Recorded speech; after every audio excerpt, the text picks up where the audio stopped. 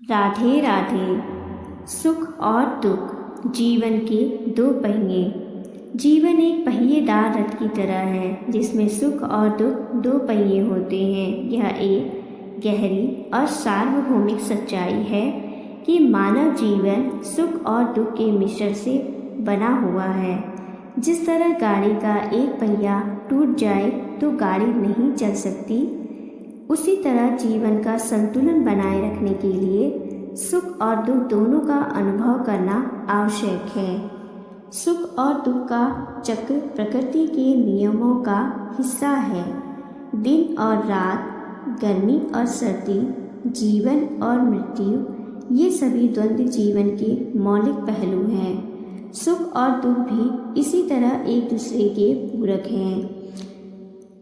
यदि जीवन में केवल सुख ही सुख हो तो शायद उसका महत्व समझ पाना कठिन हो जाएगा।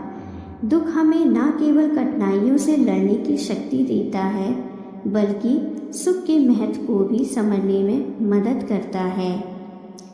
सुख जीवन का वह पहलू है जो हमें प्रेरणा देता है, हमारे मन को प्रसन्न करता है और हमें आगे बढ़ने की ऊर्जा देता है। यह प्रेम, संतोष और शांति का प्रतीक है।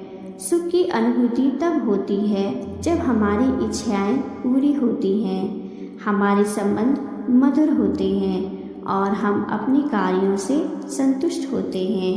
लेकिन क्या सुख केवल भौतिक चीज़ों में है? नहीं, वास्तविक सुख भीतर की शांति, संतोष और आंतरिक आनंद में है। बाहरी सुख क्षणिक होता है, जबकि आंतरिक सुख स्थायी और गहरा होता है। दुख जीवन का वह पक्ष है जिसे लोग अक्सर नकारात्मक मानते हैं, परंतु यह जीवन का अनिवार्य हिस्सा है। दुख हमें जीवन की वास्तविकताओं से परिचित कराता है। यह हमें सिखाता है कि हर चीज़ अस्थायी है और यह जीवन की अनिश्चितताओं के प्रति हमारा दृष्टिकोण बदल सकता है। दुख सहनशीलता, धैर्य और आत्ममंथन का माध्यम बनता है। यह हमारे भीतर छिपी शक्ति को उजागर करता है और हमें जीवन की गहराइयों को समझने में मदद करता है। सुख और दुख का संतुलन बनाए रखना बेहद महत्वपूर्ण है। यदि हम केवल सुख की ओर भागें और दुख से बचने की कोशिश करें तो जीवन अधूरा रह जाएगा। एक संतुलित जीवन का अर्थ है कि हम दोनों परिस्थितियों को स्वीकार करें और उनसे सीखें। सुख हमें सिखाता है कि जीवन सुंदर है, जबकि दुख हमें यह सिखाता है जीवन चुनौतीपूर्ण है। दोनों ही हमारी आत्मा को समृद्ध करते हैं। जीवन में सुख और दुख एक चक्र की तरह घूमते रहते हैं। सुख के बाद दुख आता है और दुख के बाद सुख। यह चक्र हमेशा चलता रहता है। यह प्रकृति का नियम है और इसे कोई बदल नहीं सकता। इसीलिए जब हम सुख में हो तो अहंकार और अति आनंद से बचें और जब दुख में हो तो निराश और हताशा से दूर रहें। भारत के प्राचीन धर्म और दर्शन में सुख और दुख के महत्व को गहराई से समझाया गया है। भगवद गीता में श्री कृष्ण अर्जुन से कहते हैं कि सुख और दुख को समान रूप से स्वीकार करो, यह जीवन का धर्म है। बौद्ध धर्म में भी दुख का कारण और उससे मुक्ति पाने का मार्ग बताया गया है। गौतम बुद्ध ने दुख को जीवन का मूल सत्य बताया और उससे मुक्ति का उपाय अष्टांगिक मार्ग में प्रस्तुत किया। सुख और दुख जीवन के दो पहिए हैं। दोनों का होना और उनका अनुभव करना हमारे जीवन को पूर्ण बनाता है। यदि जीवन में केवल सुख ही सुख हो तो वह नीरस हो जाएगा और यदि केवल दुख ही दुख हो तो जीवन कठिन और अकल्पनीय हो जाएगा। इसीलिए हमें सुख में विनम्रता और दुख में धैर्य रखना चाहिए। जीवन का उद्देश्य केवल सुख पाना नहीं, बल्कि सुख और दुख दोनों से सीखना है। यही जीवन का असली सार है। आइए मैं आपको सुख और दुख से जुड़ी हुई एक कहानी सुनाती हूँ। सुख और दुख एक सिक्के के दो पहलू। संसार के इस रंगमंच पर मानव जीवन की कहानी सुख और दुख के अनुभव के इर्द गिर्द घूमती है। यह दोनों भावनाएं एक दूसरे के पूरक हैं और जीवन के वास्तविक अर्थ को समझने में सहायता करती हैं। सुख और दुख जीवन रूपी सिक्के के दो पहलू हैं जो साथ साथ चलते हैं। एक के बिना दूसरे का अस्तित्व अधूरा है। यह कहानी उस विचारधारा पर आधारित है कि जीवन में आने वाले सुख और दुख कैसे हमारे जीवन को प्रभावित करते हैं और इनसे जुड़े अनुभव कैसे हमें परिपक्व बनाते हैं। इस कहानी के पात्र जीवन के इन दो पहलुओं का सामना करते हुए अपने अस्तित्व का अर्थ खोजने का प्रयास करते हैं। कहानी मोहन और उसका संघर्ष। छोटे से गांव पिपलिया में एक किसान मोहन रहता था। उसका जीवन संघर्षों और मेहनत से भरा हुआ था।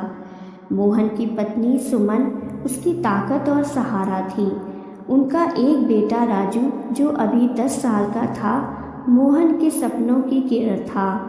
मोहन ने अपनी पूरी जिंदगी खेतों में काम करके गुजारी। गांव के बाकी लोग उसकी ईमानदारी और मेहनत की तारीफ करते थे, लेकिन मोहन का जीवन सिर्फ संघर्ष और कठिनाइयों से भरा था।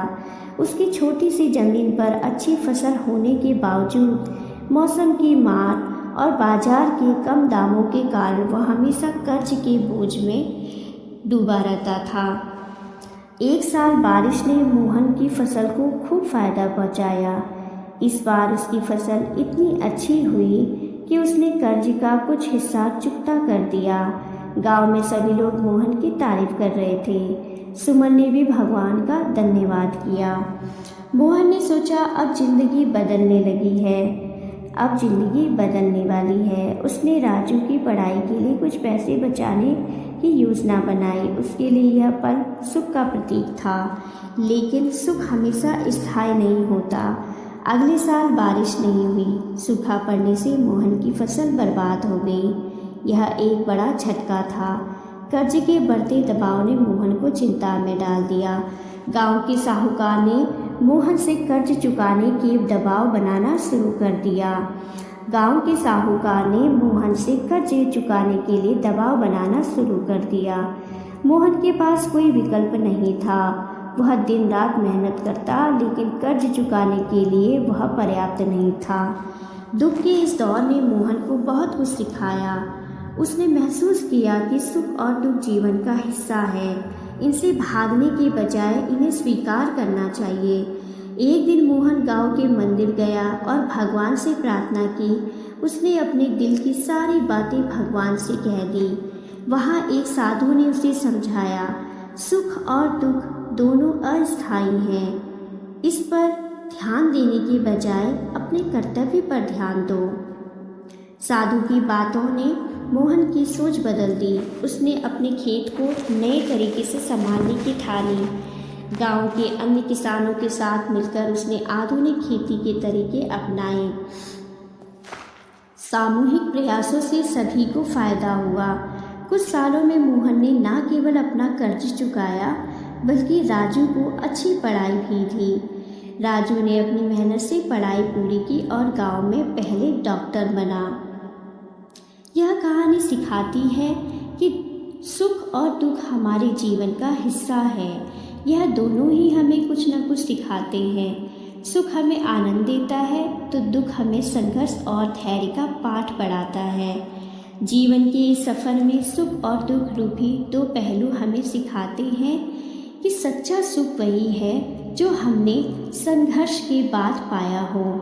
सुख और दुख के अनुभव हमें एक बेहतर इंसान बनाते हैं और जीवन को गहराई से समझने का अवसर देते हैं। सुख और दुख जीवन का अभिन्न हिस्सा है। यह हमें सिखाते हैं कि हर परिस्थिति में संतुलन बनाए रखना चाहिए। सुख में अहंकार से बचना और दुख में हिम्मत बनाए रखना ही सच्चे जीवन का सार है।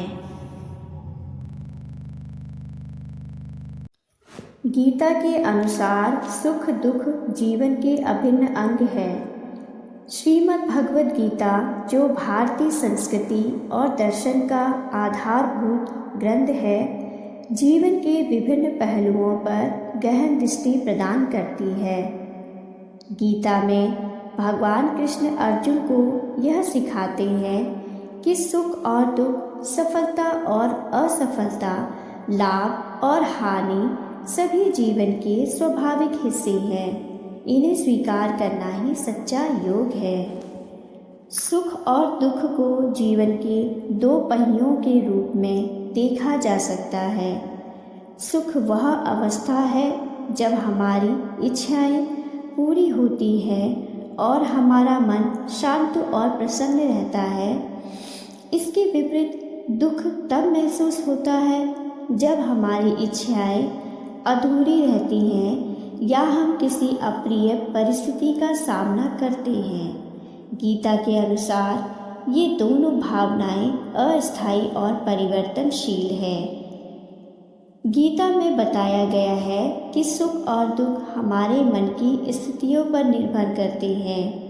भगवान कृष्ण कहते हैं कि सुख दुख गर्मी, सर्दी और अनुभव इंद्रियों के संपर्क से उत्पन्न होते हैं और ये सभी अनित्य अर्थात अस्थायी है।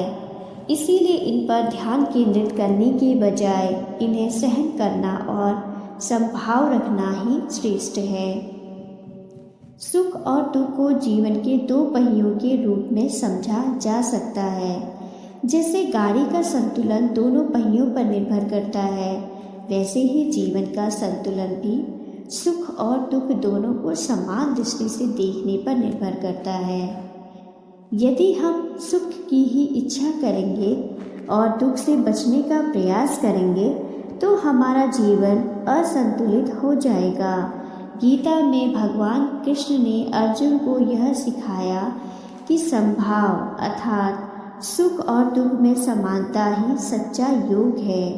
उन्होंने कहा, जो व्यक्ति सुख और दुख को समान रूप से देखता है वही मोक्ष अर्थात अमरत्व का अधिकारी बनता है। मनुष्य प्राय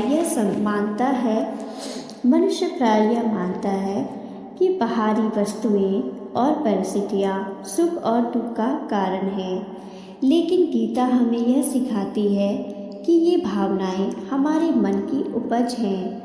यदि हम अपने मन को नियंत्रित करना सीख लें तो हम इन भावनाओं से ऊपर उठ सकते हैं। गीता में कर्म योग का सिद्धांत यह सिखाता है कि हमें अपने कर्म को फल की चिंता किए बिना करना चाहिए।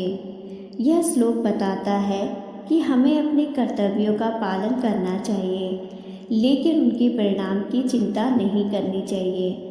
जब हम परिणाम से मुक्त होकर कर्म करते हैं तो सुख और दुख हमारे जीवन को प्रभावित नहीं कर सकते।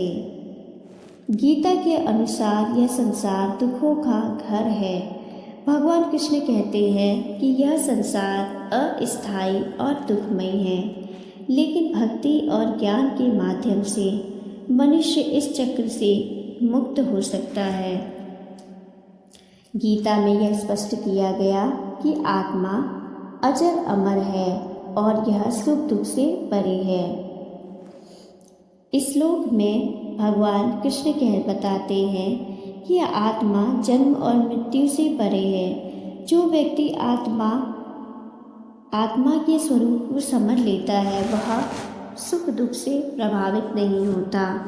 आधुनिक जीवन में गीता की शिक्षाएं प्रासंगिक हैं। जब हम किसी कठिन परिस्थिति का सामना करते हैं तो गीता हमें यह सिखाती है कि यह समय भी बीत जाएगा। यदि हम सुख के समय में अहंकार और दुख के समय में निराशा से बचें तो हमारा जीवन अधिक शांत और संतुलित हो सकता है। गीता के अनुसार सुख और दुख जीवन के दो पहिए हैं जो हमें संतुलन बनाए रखने की शिक्षा देते हैं।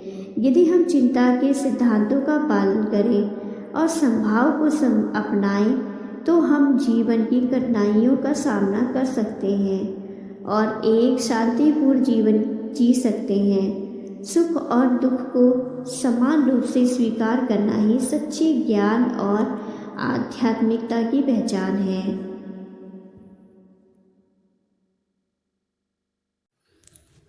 सुख और दुख दोनों परिस्थितियों का सामना कैसे किया जाए। जीवन में सुख और दुख का अनुभव हर व्यक्ति करता है। ये दोनों ही जीवन का हिस्सा हैं और हमें मानसिक, शारीरिक और आध्यात्मिक रूप से मजबूत बनाते हैं। सुख में खुशी मनाना और दुख में सहनशीलता दिखाना जीवन को सरल और सार्थक बनाता है। लेकिन सवाल यह है कि हम इन दोनों परिस्थितियों का सामना कैसे करें। आइए इस पर गहराई से विचार करें।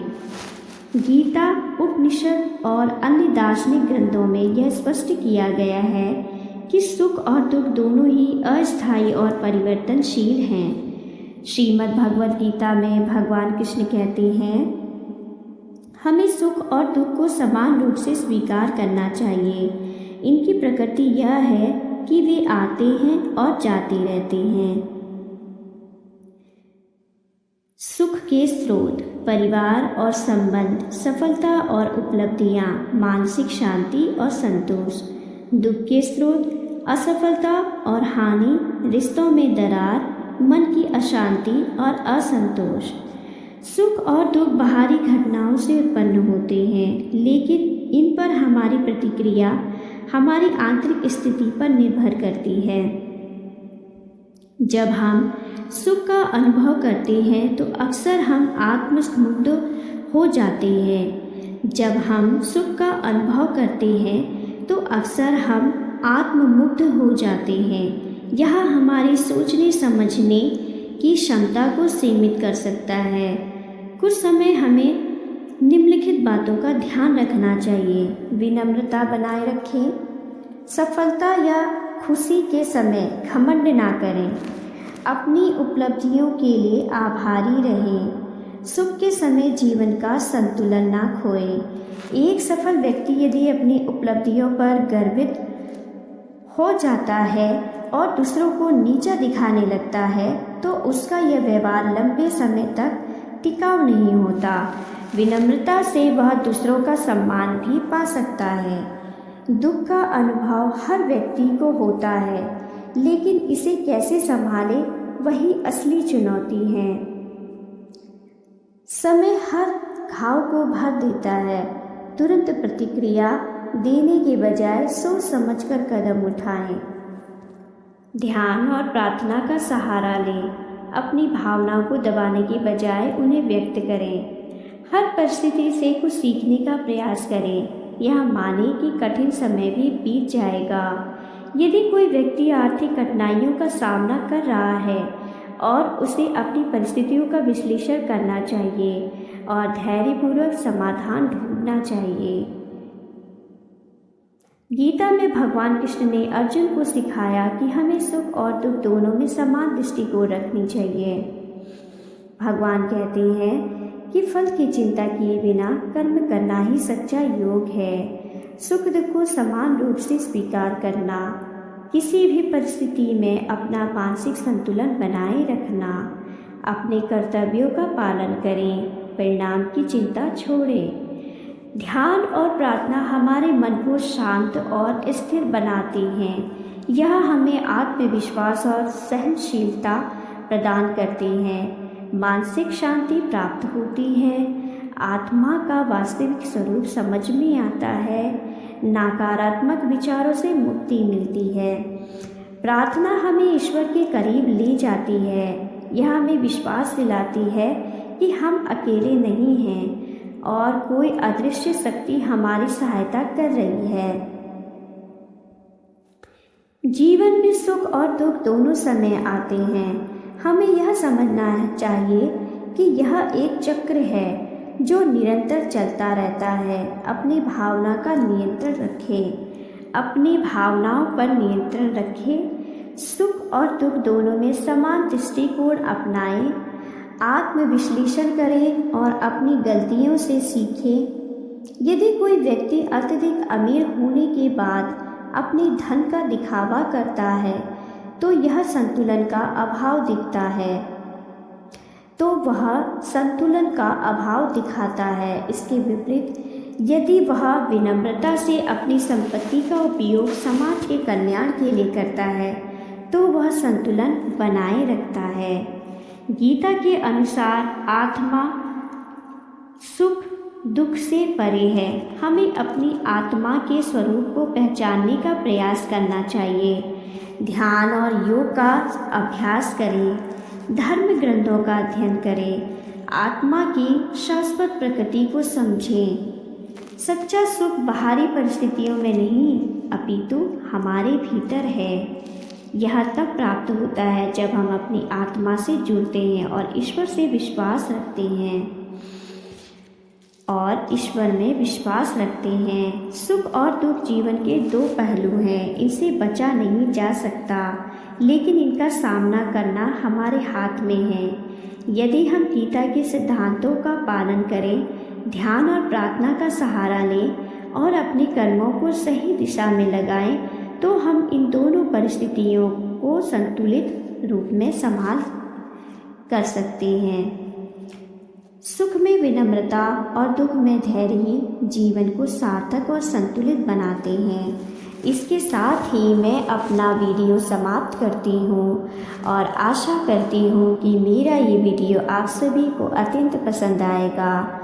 और प्लीज़ मेरे इस चैनल को लाइक, कमेंट, सब्सक्राइब करना ना भूलें। धन्यवाद। राधे राधे।